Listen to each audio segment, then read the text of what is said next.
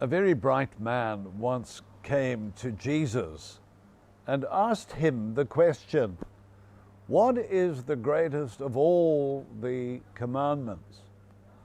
Now you remember in the Jewish faith there were many commandments.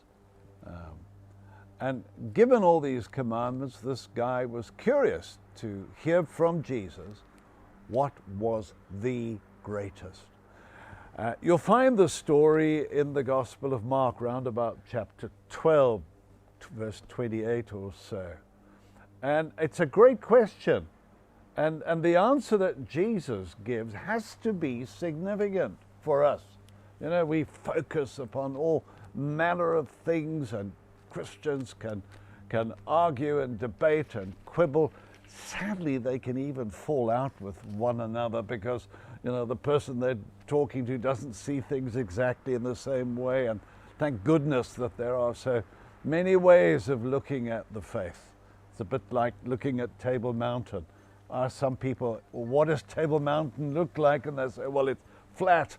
Well, ask the people in Newlands and Rondebosch if Table Mountain is flat. They'll say, no, from where we are, it ain't flat. Anyway, it's the same with our faith. There are very many different ways. So here's the question, what's the greatest commandment? And Jesus says, love the Lord your God with all your heart, with all your soul, with all your mind, and with all your strength. And, he says, love your neighbor as you love yourself. Now think about that. Love the Lord your God. And this is not just some academic thing. This is what God says. This is what his beloved Son, our Lord Jesus Christ, says to us today on this Thursday morning. Love the Lord your God with all your heart, with your emotions, with all that side of your life, with all your soul, that deepest part of you, your deep identity. Love him, the Lord your God, with all your mind.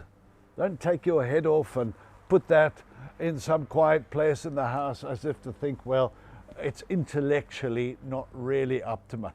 Believe me, glo my, intellectually the Christian faith can stand on its own 2 feet because it's about truth.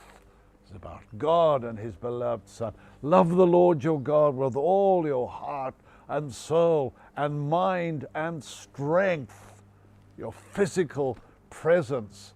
Honor him. Keep yourself fit in order that you might serve him.